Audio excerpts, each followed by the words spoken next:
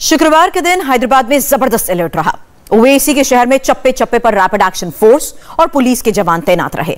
हर जगह ओवैसी पर हमले का जमकर विरोध हुआ। सड़कों पर इतने लोग उतर गए कि उनके मुकाबले पुलिस वाले बहुत कम थे और कई बार ऐसा लगा कि प्रदर्शनकारियों को पुलिस काबू नहीं कर पाएगी। हैदराबाद, दिल्ली और यूपी में ओवैसी पर हमले के जवाब में क्या क्या हुआ, ओवैसी के सियासी फ्राइडे की फुल कवरेज इस स्पेशल रिपोर्ट में।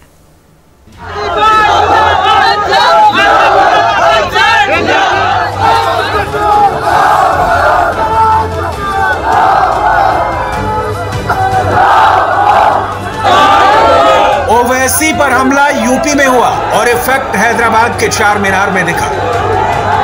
पुलिस फुल अलर्ट पर रही, रैपिड एक्शन फोर्स लगा दी गई।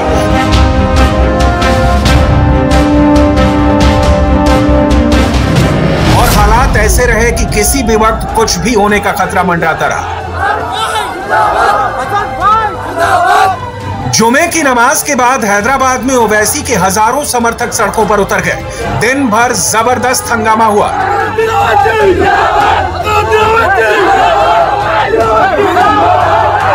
चार मीनार के सामने रैपिड एक्शन फोर्स के सैकड़ों जवान फुल बैटल गियर में तैनात रहे।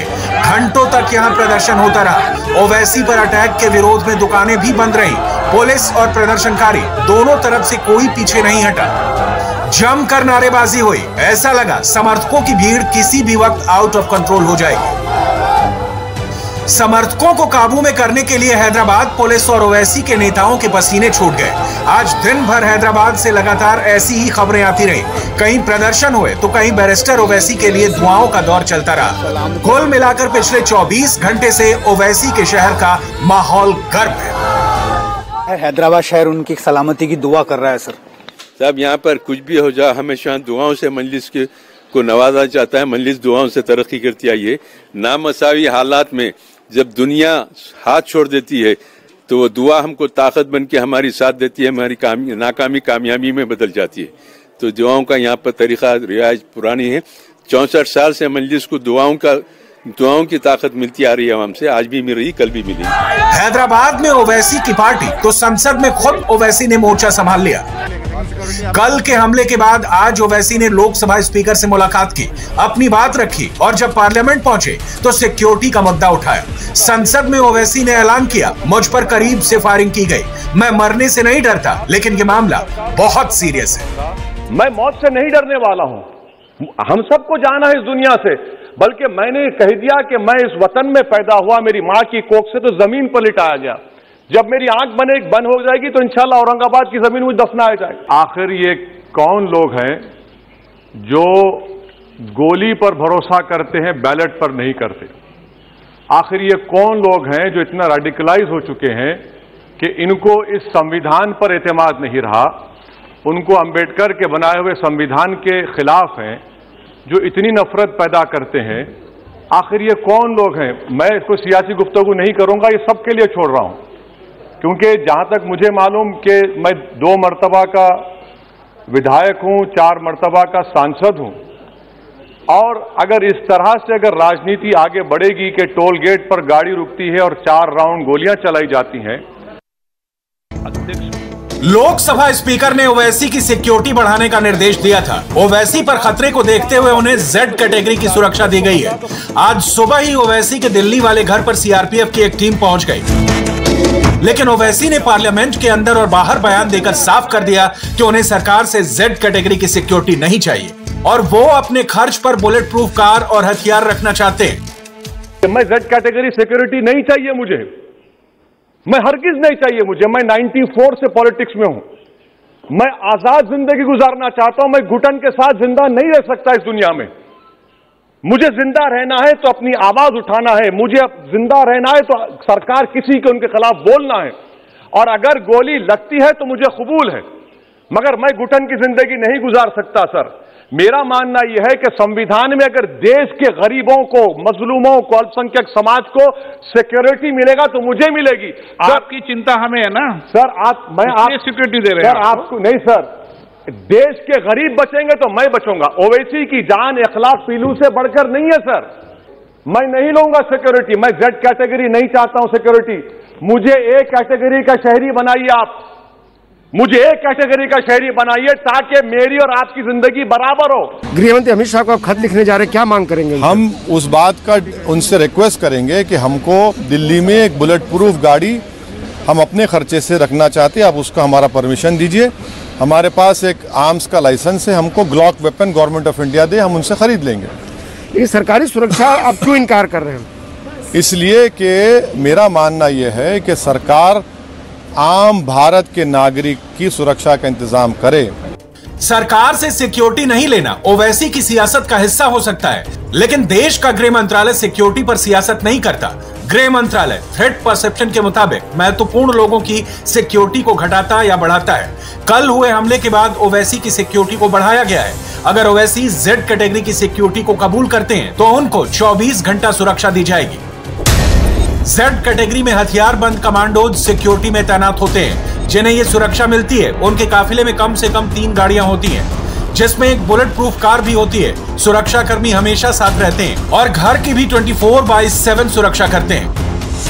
असदुद्दीन ओवैसी ने अपनी सिक्योरिटी के लिए मना किया है, लेकिन इंडिया टीवी को मिली जानकारी के मुताबिक सीआरपी के 33 लोग इस समय जेड सिक्योरिटी के तौर पर असदुद्दीन ओवैसी के घर के आसपास भेज दिए गए हैं। हमारे ठीक सामने इस समय सीआरपीएफ ऑफिशियल्स की गाड़ी है, जिसमें वीवीआईपी सिक्योरिटी के जो ऑफिशियल्स हैं वो यहाँ पर मौजूद हैं। उनको यहाँ पर लाया गया है, उनको बताया गया कि इस पूरे जो कैंपस है उसको सिक्योर करना है। इसीलिए सीनियर ऑफिशियल्स हैं, साथ में जो सीआरपीएफ की वीवीआईपी सिक्योरिटी के लोग हैं वो इस समय गाड़ी में है और सीनियर अथॉरिटीज़ के तौर पर वो भी इस बात का इंतजार कर रहे हैं कि उनको पूरा क्लियरेंस मिले और फिर उसके बाद वो इस पूरे एरिया को सिक्योर करेंगे।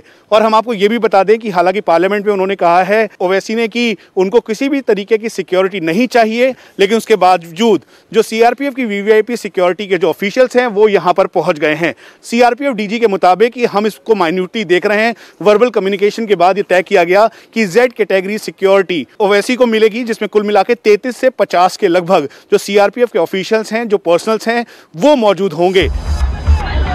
यूपी में पहले फेज के इलेक्शन से पहले ओवैसी पर अटैक बड़ा सियासी मुद्दा है। ये भी हो सकता है कि यूपी का चुनाव यहां से अलग ट्रैक पर चला जाए। सिर्फ 5 दिनों बाद फर्स्ट फेज के इलेक्शन होने वाले हैं। इलेक्शन में हिंदू मुस्लिम का मुद्दा पहले से चल रहा है। ओवैसी इस बात को अच्छी तरह से समझते हैं, इसलिए उन्होंने हर प्लेटफॉर्म का इस्तेमाल किया। संसद में जवाब देते हुए ओवैसी ने वेस्टर्न यूपी के मतदाताओं को भी अपना मैसेज भेजा। AIMIM ने अपने बयान में बैलेट, नफरत, हिस्सेदारी जैसे चुनिंदा लफ्ज का इस्तेमाल किया और वोटरों को ये समझाया कि चाहे कुछ भी हो जाए ओवैसी मुसलमानों के लिए लड़ते रहेंगे। 4 मरतबा के एमपी पर कोई 6 फीट के फासले से 4 गोली चलाता है। मुझे मौत है, हम सबकी मौत है, मगर मैं इन गोली चलाने वालों से डर कर खामोश नहीं बैठने वाला हूं। और मैं दुआ करता हूं कि उत्तर प्रदेश में पूरा मन पोलिंग होगी इंशाअल्लाह। उत्तर प्रदेश की जनता गोली चलाने वालों का जवाब बैलेट से देगी, नफरत का जवाब मोहब्बत से देगी और कमजोरों को दबाने का जवाब हिस्सेदारी से देगी। मेरी आपसे गुजारिश है सर कि मुझे जेड कैटेगरी नहीं चाहिए, मैं रिजेक्ट करता हूं, आप इंसाफ करिए सर। ओवैसी पर यह आरोप लग रहे हैं कि वो यूपी में मुस्लिम वोटों का बंटवारा करा देंगे, जिससे बीजेपी को फायदा होगा। ओवैसी के विरोधी उन्हें बीजेपी की बी टीम भी कहते रहे हैं, लेकिन यूपी में सबसे बड़ा सवाल है मुस्लिम वोटर। खास तौर पर वेस्टर्न यूपी में एम फैक्टर महत्वपूर्ण है। पहले चरण में ओवैसी के 12 कैंडिडेट मैदान में हैं। कहा जा रहा है कि ओवैसी पर हमले से मुसलमान उनके पक्ष में इकट्ठा हो सकते हैं। इससे अखिलेश जयंत के गठबंधन को डैमेज होगा और बीजेपी को बड़ा फायदा मिल सकता है। फिलहाल ओवैसी पर हमले ने विपक्ष को योगी सरकार को लॉ एंड ऑर्डर पर घेरने का मुद्दा दे दिया है। लोकतंत्र में हिंसा की कोई जगह नहीं होनी चाहिए और अगर ये हिंसा हुई है तो आखिरकार इसके पीछे दोषी कौन है, कारण क्या है। दोषी पकड़े गए हैं कुछ लोग, लेकिन कुछ लोगों की मंशा क्या थी ये भी साफ आना चाहिए। और ये लोग तो दावा करते थे कि अपराधी भाग गए, तो अगर अपराधी भाग गए तो ये हमला किसने किया। ओवैसी ने सिक्योरिटी के लिए मना किया, लेकिन हमारी जांच में पुलिस ने तुरंत कार्रवाई की। दोनों आरोपियों को गिरफ्तार किया, हथियार भी बरामद कर लिए। लेकिन अब तक ये नहीं पता चला कि सचिन शुभम ने ओवैसी पर हमला क्यों किया। क्या इस हमले में बड़े नाम भी शामिल हैं? क्या यह हमला चुनावी सियासत का हिस्सा है? सबसे पहले बात आरोपी नंबर 1 सचिन की। सचिन की उम्र 27 साल है। गौतम बुद्ध नगर के दरियाई गांव का रहने वाला है। उसका दावा है कि उसने LLM किया है और खुद को हिंदू नेता बताता है। सचिन का सोशल मीडिया अकाउंट उसके बारे में काफी कुछ कहता है। जैसे सचिन ने फेसबुक प्रोफाइल में भी अपना नाम देशभक्त सचिन हिंदू रखा है, साइड में नेताजी भी लिखा है। सचिन खुद को हिंदुओं की आवाज बताता है। सीएए प्रोटेस्ट के दौरान जामिया में गोली चलाने वाले का वीडियो भी शेयर करता है। जब हमने इसके पुराने पोस्ट खंगाले तो ओवैसी पर एक वीडियो नजर आया, जिसका ऑडियो हम आपको सुना नहीं सकते हैं, लेकिन इतना जरूर है कि सचिन ओवैसी ब्रदर्स से नाराज जरूर था। अभी तक की पूछताछ से ये तथ्य प्रकाश में आए हैं कि माननीय सांसद जी के द्वारा जो एक धर्म विशेष के प्रति भड़काऊ भाषण तथा 2013-14 के दौरान माननीय अयोध्या जी के मंदिर के प्रति जो उनका रोष था या उन्होंने जो टिप्पणी की थी, उससे आहत होकर इन लोगों ने ये घटनाएं की हैं। पुलिस की जांच में पता चला है कि सचिन ओवैसी के वीडियो देखता था, उनके भाषण को यूट्यूब में सुनता था और सचिन ओवैसी ब्रदर्स की विचारधारा के खिलाफ था। क्या बस यही वजह है कि सचिन ने ओवैसी पर हमला करने का प्लान बनाया?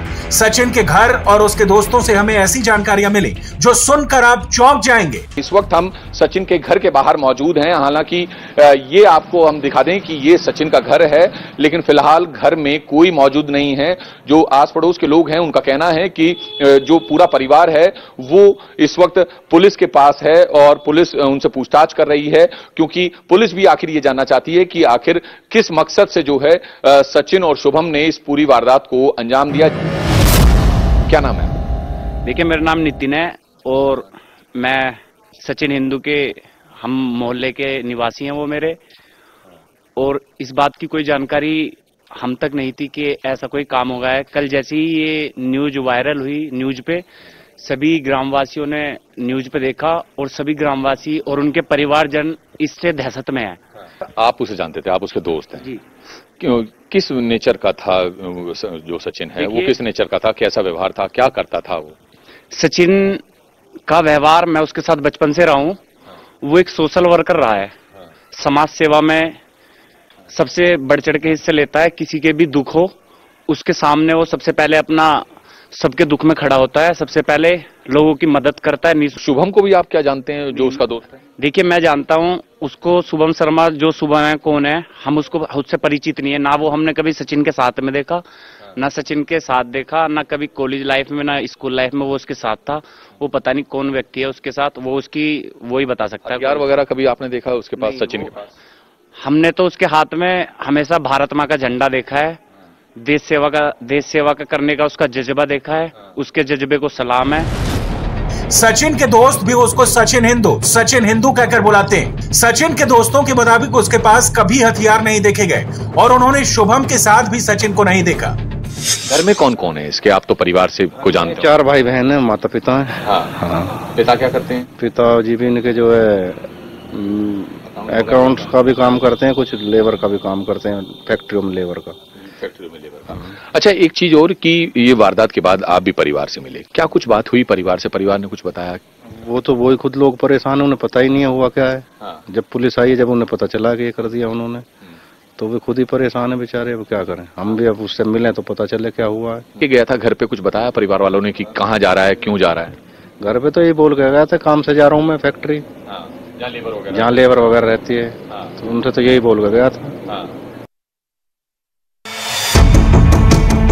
सचिन के साथ बार बार शुभम का नाम आ रहा है। क्या शुभम ने सचिन को गोली चलाने के लिए भड़काया था या शुभम को सचिन ने इस प्लानिंग में हिस्सेदार बनाया?